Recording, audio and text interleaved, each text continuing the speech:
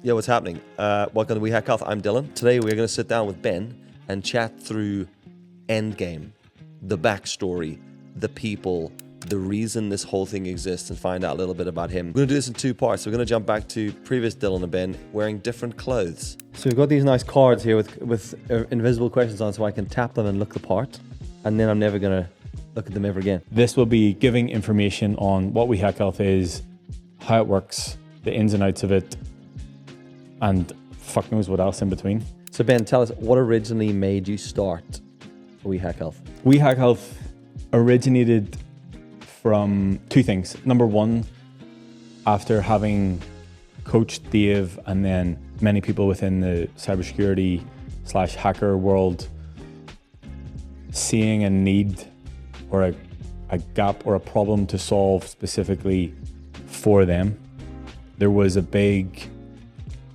moment in, I guess, thought moment, whatever you want to call it, for me, of where can I fit this in? Like, how does this work?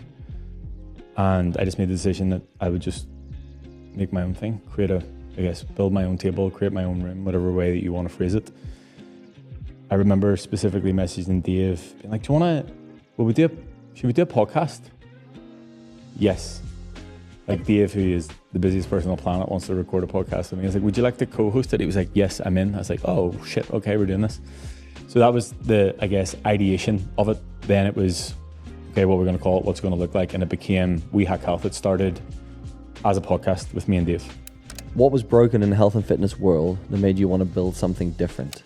From what I see, the majority of people sell like quick fixes and as short a time possible transformations. Whereas the problem that we are fixing is something that takes a lot longer. It's like rewiring behaviors and habits and patterns that have been around for decades, and it's not something you can do overnight. This wasn't necessarily a problem within the health and fitness space, but giving them a place that they felt like was built for them, because it was built for them. As well as an understanding from the other people around it of, what the actual trials, tribulations, stressors, difficulties are being, like, working in that space, working in that world. Who were you back then as a coach and as a person? I had just made the decision to move solely online. So coming from a background of working one-to-one on a gym floor and in person, I just made the decision to move solely online. Who was I as a person? I guess someone who had a big idea but was a little bit lost in terms of the direction that it was going, trying to figure out what the online space in terms of coaching looked like and how I could find my place within it. When did you realize that your clients weren't just training problems, they were system problems? Through many conversations along the way of people who, they knew, I guess, what to do. They had some level of knowledge around training. They had some level of knowledge around nutrition. They just weren't actually executing on it. It sort of became apparent that they needed a better system, and they needed to approach it more as a lifestyle choice and a long-term commitment. Then I guess it comes down to going to the gym because you want to insert whatever your goal is, to becoming a person that goes to the gym because you're a person that goes to the gym. It's better for you, the people around you, the quality of your life, your health, longevity, all those sorts of things.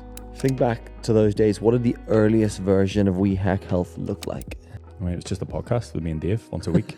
I think back to the first episode, and like, even if you go back and listen to the first episode, not having a fucking clue about sound, and it was super echoey room and really shit quality, but just like both me and Dave super excited to be like, we're going to record this podcast, and that was it.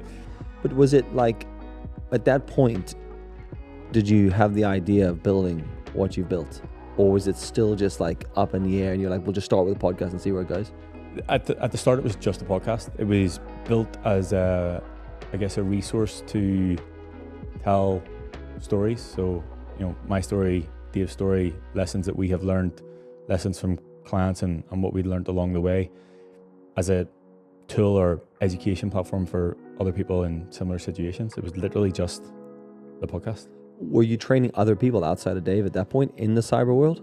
Yeah, there was I guess a transition period of whenever Dave came in, it was completely different. I had, we did one call a week, which actually that same call still exists on a Wednesday. So I guess I've been doing that for about 5 years. But it was, I used to coach majority females who wanted fat loss. So like we would host a call once a week. It was in a private Facebook like DM group, not even like a Facebook group.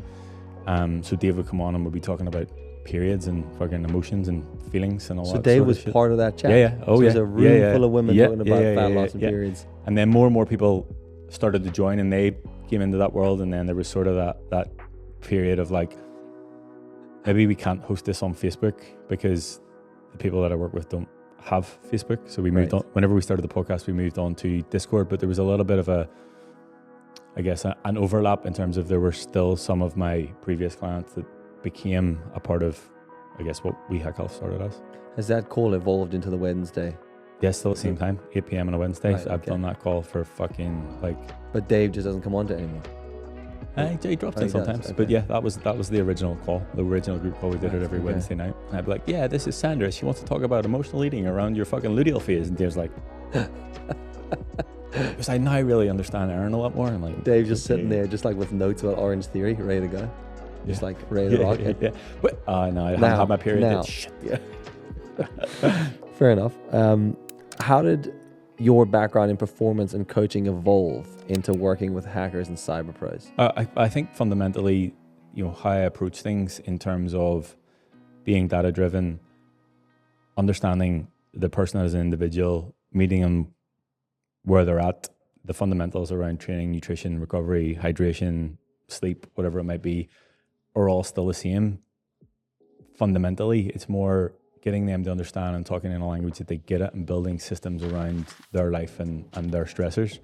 So everything I had done up until that point in terms of education, learning, coaching, just laid the foundation of how I now coach. Just say cool hacker terms now that hopefully make sense to people versus just saying normal words like a normal person. Yeah, exactly. Where was the point, or what made you decide to niche down into tech and cyber? Niche down, if we're talking to the Americans. The point that comes to mind, and I don't necessarily know it happened before this, but the biggest sort of, moment that I can remember is after the Colorado event. WeHackHealth was already a thing. We had the flags and the fucking logo and the merch and whatever else. But I remember standing with Dave, him and I recording a podcast side by side in his office, like the most awkward, like just two of us with one camera, like talking to each other. I don't know if it was after that podcast or whatever, but there was a part of me that on that day said to Dave, I was like, this is much bigger than just me and just you. Like, this is a much bigger problem. This is a much bigger movement, mission, whatever it might be. And I just need to go all in on this thing because it will allow me to be hyper-focused. It will allow me to be super specific in terms of what I'm saying and how I'm dealing with things. And it gives me, like I said, the mission, like something that's more worthwhile than, I just want to drop a dress size for my sister's wedding. Like it's, looking at adding years and quality years to people's lives, improving their health markers, their blood markers, enabling them to come off medication, being able to focus better, have better energy, show up better for work, family, whatever it might be. So to me, it was a lot more worthwhile. And I knew that it was something that needed literally all of my attention instead of being distracted by, I guess, coaching other people, I would say. So at that point you were coaching, you had started with Dave and you assumed that it was just a one-off guy. At the start, I didn't know and then you started anything about Dave. Yeah, but I mean, at that point when you were coaching him, there must have been a point where you just thought, this is just another client on the list. He just happens to be in the States. And then you started to learn more about the wider demographic of... Whenever I started coaching Dave and he was just, like you said, someone who signed up, found me somewhere on the internet.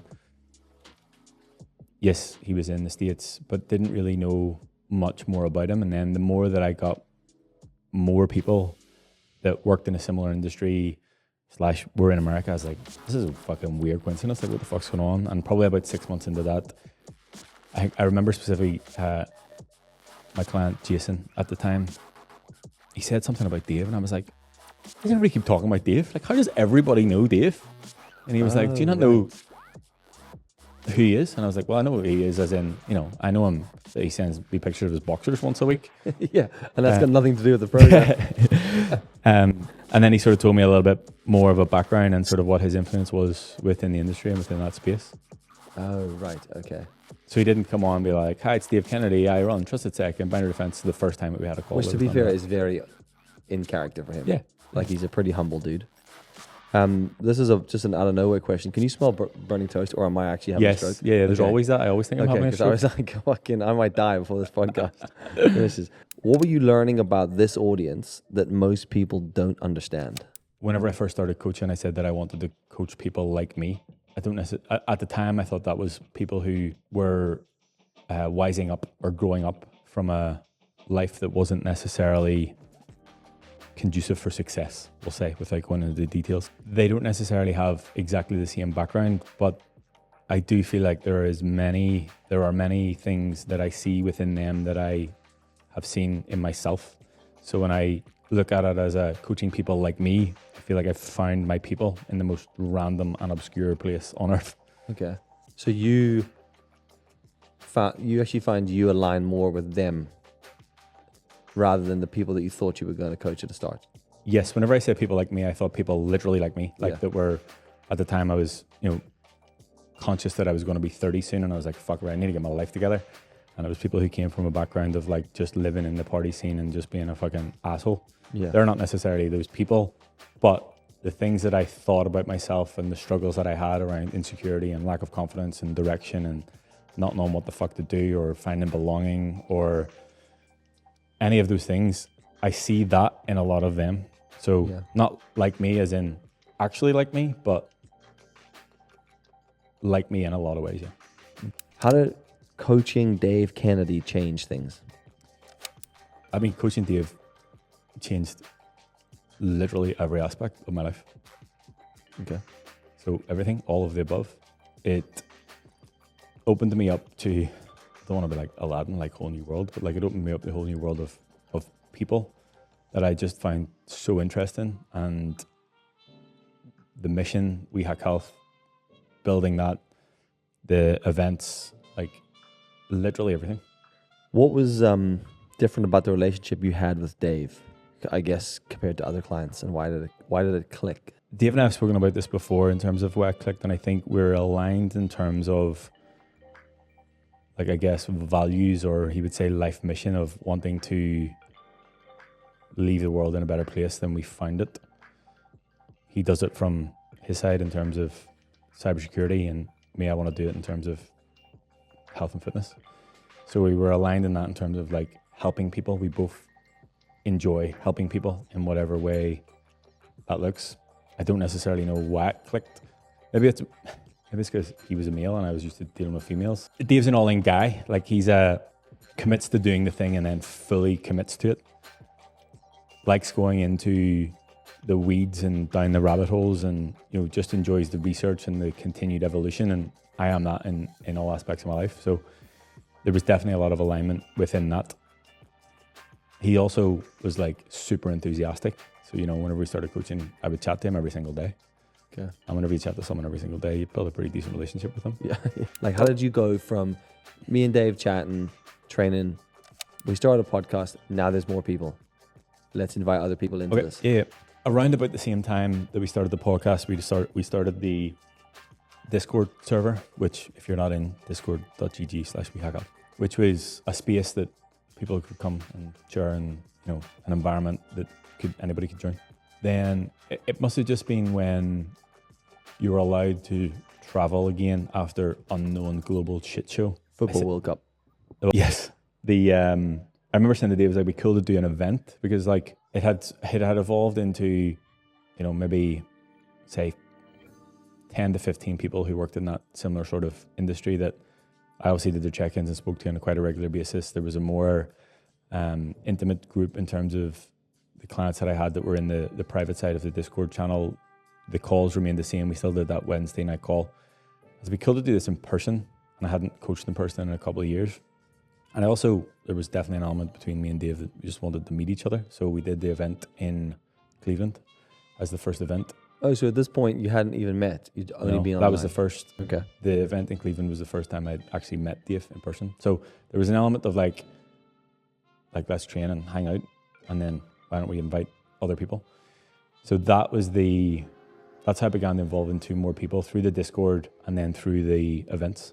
Was everybody at the first event a client, or were they just from the Discord server? Clients only. All clients only. Okay. Yeah, it was. I can't remember specifically, but it was definitely me, Dave, Tyler, Daniel, Jason, who I was just speaking about, Mike Todd. What did you learn about leadership, identity, and building trust through that entire process working with Dave? I learned a lot from Dave specifically around leadership because of the nature of what he does. And, we talk about business and work and everything in between. Seeing how he shows up, as you said, he's quite a humble guy. And I like that a lot. Like, I like that as a character trait. Mm-hmm. I think I already had that, but I feel like I have it more now than I did ever before.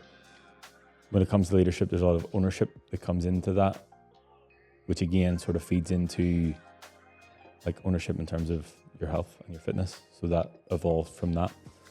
Identity, maybe not specifically with coaching Dave, but I think the biggest thing that I've learned about identity from coaching the people that I coach is actually just to embrace who you are, like in the nicest way possible.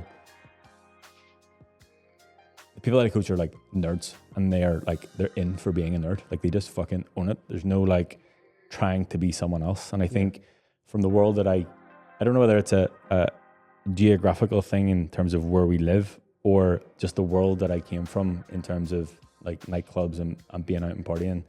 There's like a fakeness that comes about it, or like a persona that you have to have.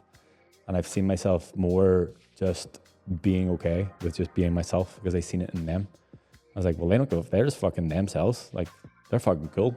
Yeah. They're not cool in a conventional sense, but like, it's cool that they just accept it. Like, we're hackers, we're nerds, this is what we do, and this is who we are. So a lot of like identity piece in that for me of like just fully accepting me for who I am and not really like actually not giving a fuck about what anybody else thinks. How'd you go from I'm a coach to we're building a mission? I'll put this question back to you. Okay. Role reversal. I'm behind the camera. Okay. The first time that we shot a video in Belfast. The first time ever we shot a video in Belfast. Yeah. Yeah. Me then versus the second time we shot a video in Phoenix. First time, you mean the first time we went back in BC? Yeah. BC days. So this is going back seven years probably, something like that. That was your old client base. I felt like the difference in you then to when we went to Phoenix was you were fully engaged and in like interlinked with the clients and their lives in Phoenix. Whereas the first time around we shot, yeah, it was cool, and you were doing a job, and your job was to be a PT. Mm-hmm. You were teaching people how to get fit and go to the gym, but it ended there. I mean, you may have been going into more detail with them, but it was a very clear transactional relationship. I'm your coach, you're my client, I train you, do it if you want, don't if you want. Where in Phoenix, I remember when you phoned me and said, do you want to go to Phoenix? I think that was the first question, wasn't it? Dill, do you want to go to Phoenix? Yeah. And I went, what for? And you were like, hackers. And I was like, okay. And then we were on a plane to Phoenix. No further context, but I'm in. Yeah. And then I landed there and expecting just gym bros. I was expecting just huge ripped dudes everywhere. No offense, guys. That wasn't the case. It was way more realistic. I mean, there were some ripped, huge dudes, but they were just regular people. And when I landed there, I was like, oh, this is not what I was expecting at all. And I think that's where the whole community thing started coming into it. We don't say community. I know. Talk about Bruno. Well, I know. when I look at it and laugh at that whole thing, it's like I laugh at the questions I asked them back then because even you had no further context. And I was effectively learning about them all by asking them questions on camera. And like I wouldn't ask them those questions now because it's hilarious. Yeah. But yeah, you were definitely not there in just a coach hat. You were there as almost one of them. And I think that's where I was like, oh, he's embedded in this. And I think that's the big difference between the first time we shot and then. So what was the question again? The question was, how did you go from coach to building a mission? I mean, it was a natural evolution, but I think the difference is, like you said, when I was coaching, it was, here's your training, here's your nutrition. I'll see you at 7 a.m. on Tuesday. I'll see you at 8 p.m. on Thursday, whatever it might have been. Whereas now it's much different in terms of, okay, we need to put out content that's educational because we're trying to, we're thinking about not just the people that I work with, but the greater good. There's the management of the Discord. There's the management of the rest of the team. There's, 3 to 4 weekly calls now. There's a lot bigger problems to solve. There's events to manage. There's how do we spread the word? How do we get into these conferences? Like there's many, many, many more things that come to it. What was the first sign that this was bigger than just one client or one transformation? I guess the first realization that I had that it was beyond just the people that I work with was the first time that I went to DEF CON and somebody come up to me that I did not know. And he was like, I just want to thank you. And I was like, okay. So I've lost 80 pounds just from the information that you and Dave have put out from the podcast. And I was like, there's always an element of me that forgets that other people listen to the podcast. Yeah. Like I just have a conversation with Dave once a week and put it on the internet and forget that, there's people that listen to it. So I remember specifically being there and I saw him again the next year and he had a son and introducing his son had made progress as well. But I do remember that time specifically being like, oh, fucking hell, right. This is actually beyond just the people that I directly work with. And I remember a couple of months after that, speaking to my client at the time, Will, and he said, there's no way to put a number on the amount of lives that are being impacted with what you're doing. Not just the clients that you work with and not just the people that are around them, but it's the people that are around them and everybody in the Discord and the same thing. It's like there's no way to comprehend the impact that goes from shared information and people just doing the stuff. Like a ripple effect. Yes. Yeah. An enormous ripple effect of me with my laptop giving information about health and fitness to cybersecurity professionals. What did you both see in each other that sparked the idea for the wider ecosystem, the coaching, but also the supplements side of it, and then the media side of it? The media, WeHackHealthMedia.com. Yeah. Ultimately, it comes down to what I said earlier about sharing a similar value in terms of wanting to leave the world in a better place. That's how the podcast was born, formed, started, whatever way that you want to phrase it. The supplements thing just came as a bit of a joke. I think I learned very quickly that not to make jokes with Dave because it will become a reality. And I think it was just a shared, I guess, passion and frustration. Passion in terms of supplements and always demanding more from what we're doing and ourselves. Frustration in terms of not necessarily being able to find a product that ticked all the boxes. And that, we flirted around with that idea for fucking ages. And then the stars aligned with multiple conversations that actually became a reality. What was the original Hacks program and how did it start? The original Hacks program it started on the 10th of November 2022. So 3 years ago. The reason that I started it was I wanted to make something that was more accessible. I understood at that point that the support network and the community aspect was hugely beneficial. And one of the biggest reasons for my client success was my other clients and them having a space that they could show up and, share and be trusted, having a space that they could come and just be themselves and not have to insert whatever job title as a role or partner or parent or whatever it might be. They could just show up and be Jason or whatever.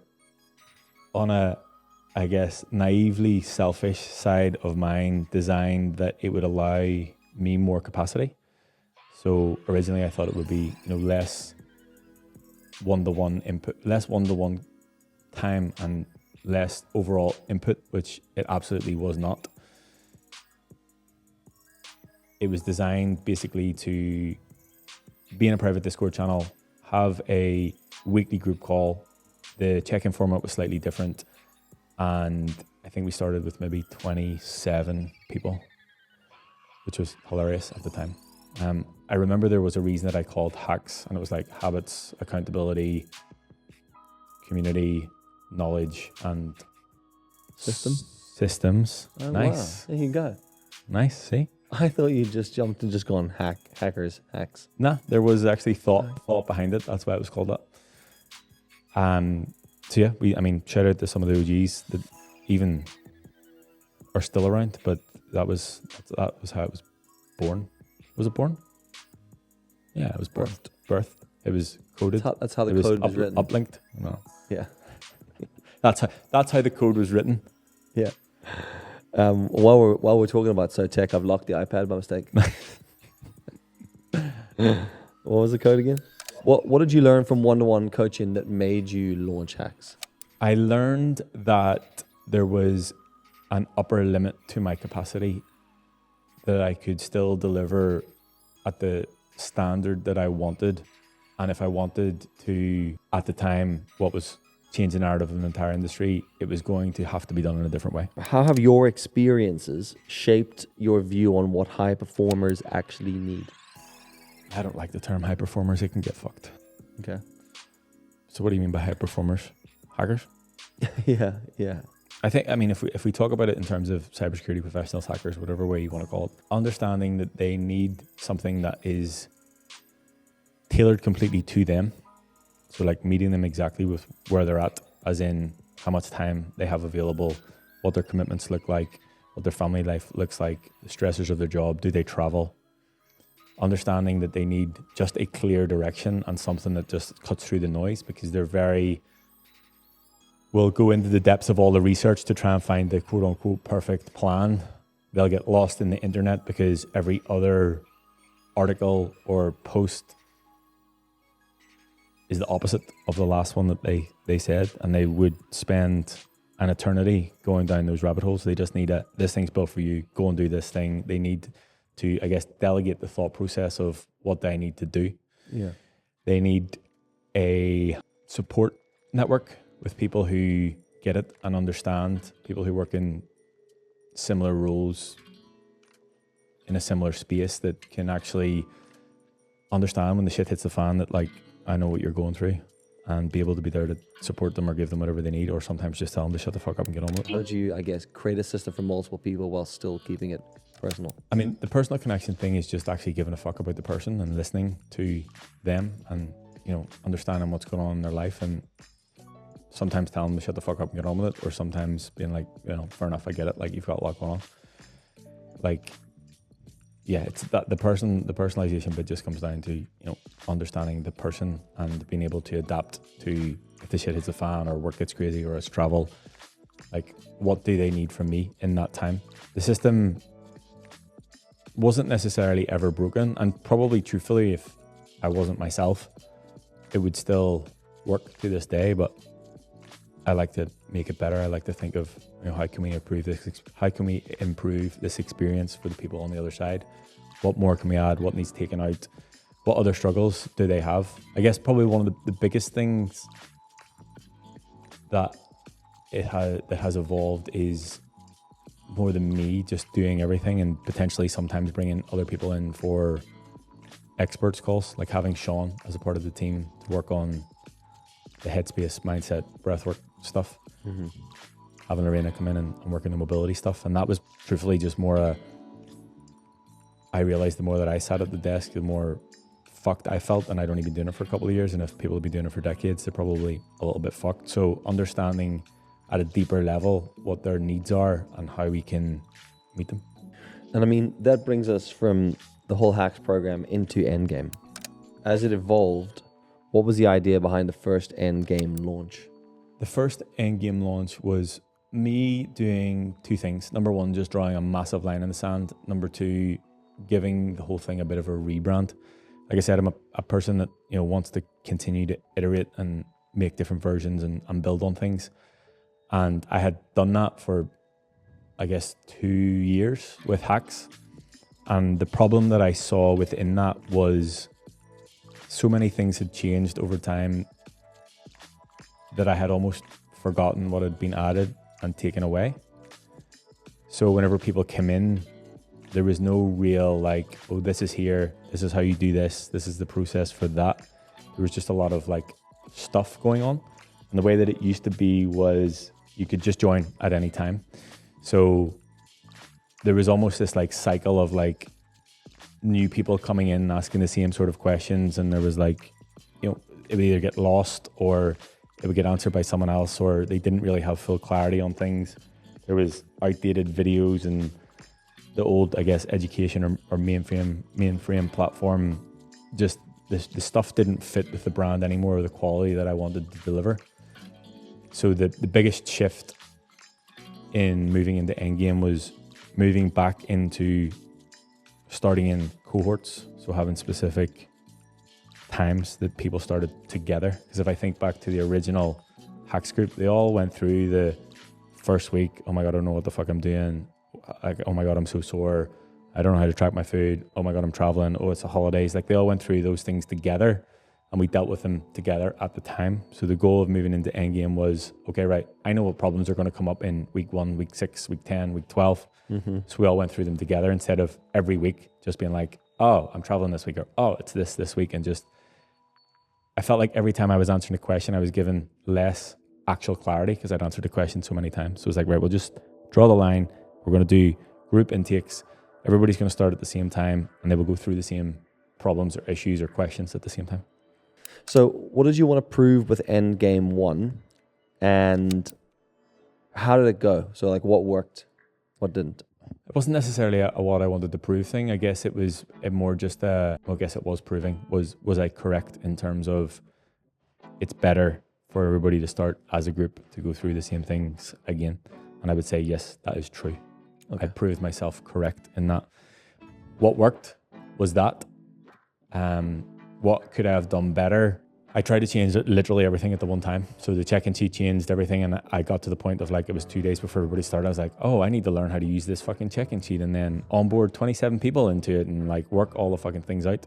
Whereas if I were to do it differently with the knowledge that I have now, I would probably like, I guess, beta test new sheets and trial things out and sort of learn what works within the new system and what doesn't before launching it to, I'll say a bunch of strangers, like a bunch of new people that don't really know what it was like before. What did you change going into Endgame 2.0? I guess the main change was still trying to understand that those new people would have new people problems and questions and giving them I guess a smaller space to share that in. So instead of just being thrown into the wider, bigger Endgame group, which they did have access to, there was a smaller group created for the people who joined called the Sandbox. And everybody who joined that, they were in this like smaller, more private Discord chat that if they had any questions that they wanted to ask specifically to me or any of the coaches, they had that space and they went through that together. Okay.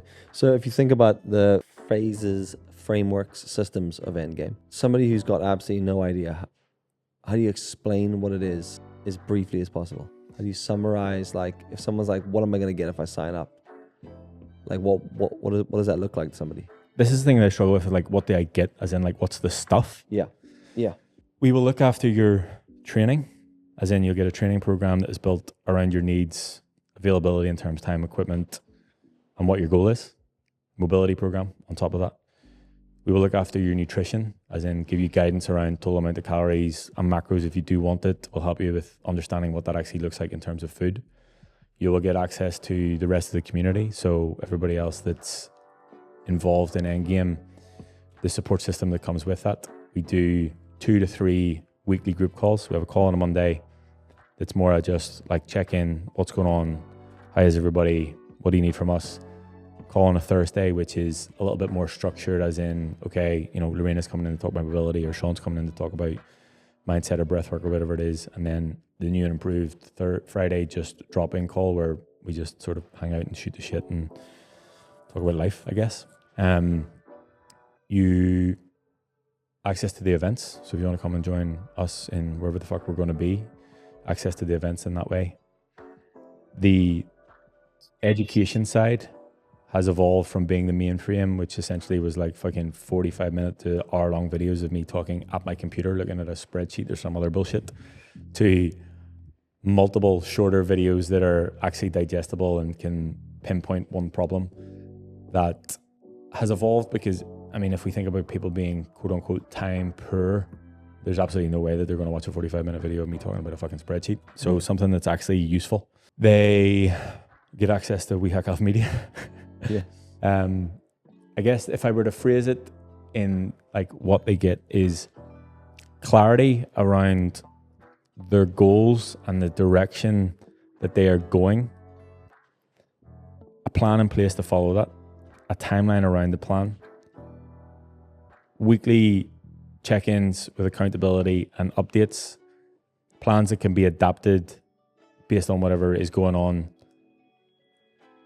and a support network, virtual and sometimes in-person room of people who get it and understand, people who will support you, people who will inspire you, people who will motivate you, people who will tell you to shut the fuck up and get on with it, people that actually give a fuck. So beyond just me giving a fuck, the rest of the cyber athletes give a fuck as well. Direct access to the cult. You will get access to Thomas and Jen from a coaching perspective. You will get access to Lorena, who manages mobility, Sean, who does the mindset, breathwork, and whatever the fuck else. Mind fuckery, central nervous system reset. Obviously, as those changes come up, how do you balance scaling up without losing the individual depth to your coaching? I don't know. Tell you when I get there. That was such a well-delivered question as well. Like, I really thought about that one. As you developed this, how did you personally have to evolve as a leader to run the bigger program? I had to let go of control. Okay. Learn to delegate and be okay with it.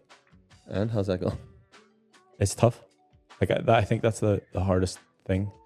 Like if you think about however many years of being in the depths of building the thing and doing everything myself and having a specific standard around how everything's delivered, the quality of everything, how everything looks, all of those things, learning which elements of that I was willing to delegate and be okay with, and then delegating and being okay with it, and learning that it's not going to be always or immediately up to the standard quality that I wanted it to be. I needed to become, I needed to be able to teach other people my philosophy and how I like to coach and what that needs to look like. My standards in specific things. I needed to just being okay with a transition period of things not necessarily being 100% up to the way that I wanted them. And how's the feedback been?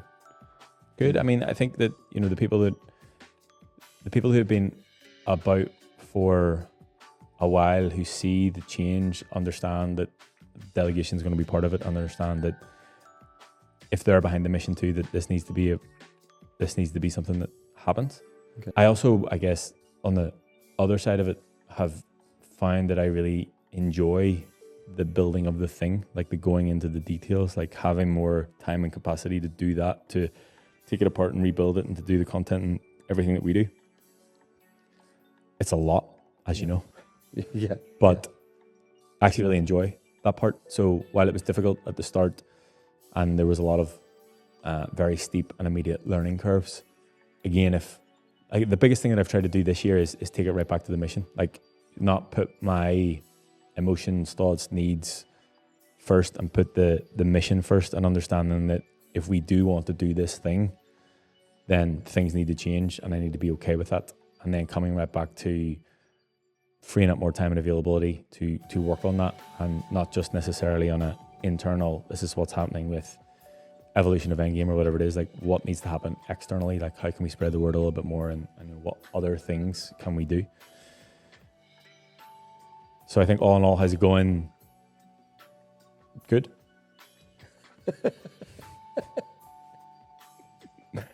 Solid. Join us in part 2 where we Yes. explore Endgame 3.0. Yes.